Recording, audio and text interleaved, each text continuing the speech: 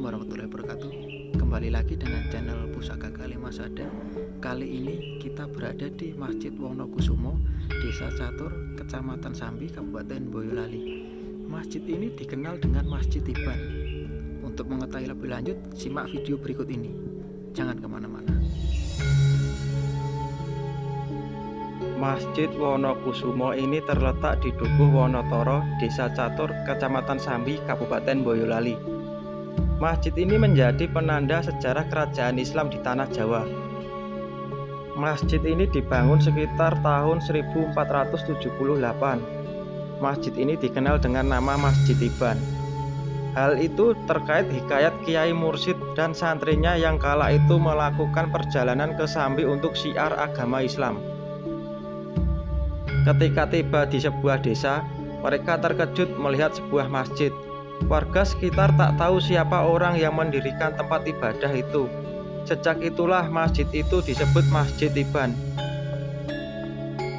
Ki Ageng Mursyid merupakan salah satu santri Kanjeng Sunan Kalijogo. Dia memilih menetap di Wonotoro untuk menyiarkan agama Islam.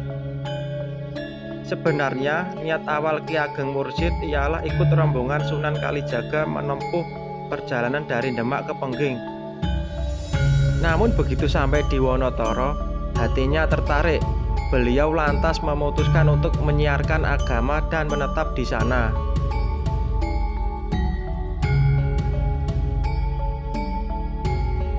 Wonotoro memiliki arti Wono itu hutan, Toro itu tidak ketara atau ora ketoro, jadi yang berarti hutan samar-samar. Di sanalah Ki Ageng Mursyid mengajar dan memiliki murid terkenal bernama Ki Ageng Wonokusumo.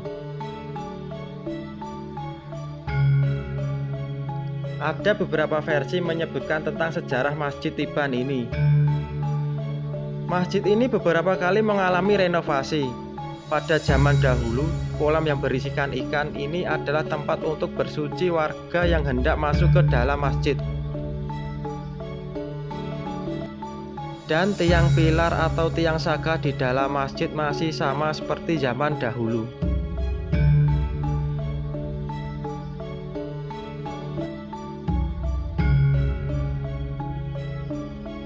Terima kasih sudah mengikuti video dari kami. Bila ada kekurangan atau salah kata mohon dimaafkan. Wabillahi taufik wal hidayah. Wassalamualaikum warahmatullahi wabarakatuh. Salam rahayu.